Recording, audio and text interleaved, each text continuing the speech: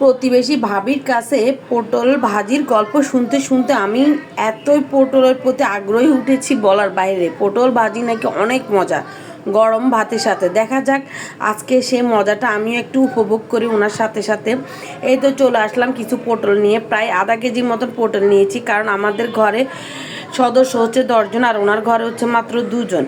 এই তো আমি প্রত্যেকটা পটলকে একটু হালকা করে উপর থেকে ছেঁচে ছেঁচে ফেলে দিয়েছি। তারপর 2 পাশটা কেটে মুখা কেটে ফেললাম।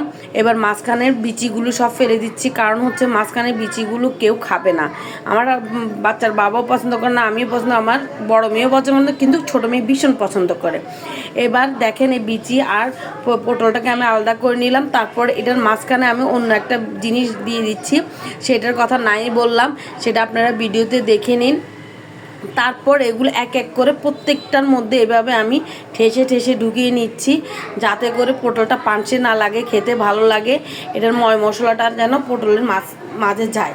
আর ওই ভাবিটা ভাজি করতে শুধু এভাবে ছেঁচে মাঝখানটি ফালি দিয়ে বিচি সহকারে নাকি ভাজতো, আর এটা নাকি গরম ভাতে খেতে খুব মজা। যাই হোক, এক একটা করে আমার প্রত্যেকটা পটলের মধ্যে দেয়া হয়ে গেল। এবার আমি গরম তেলে ভাজতে শুরু করলাম। ভাজার সময় একটু মনোযোগ সহকারে ভাজতে হবে, কারণ হচ্ছে কি, বেশি আঁচে ভাজলে পটলা পুড়ে যাবে কিন্তু সিদ্ধ হবে না।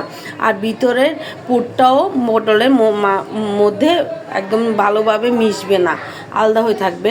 কারণ পটলের যে মশলাটা আছে, এটা যদি পটলের মধ্যে যায় তাহলে তো মজাটা আসবে, আসল মজাটা তো ওখানে। এবার আমি এগুলো হালকা আছে আস্তে আস্তে সময় নিয়ে ভেজে নিলাম সুন্দর করে। যাই হোক, আমার পটলগুলো প্রায় ভাজা শেষ হয়ে আসছে। দেখা যাবে এই পটল ভাজির মধ্যে কি মজা লুকিয়ে আছে।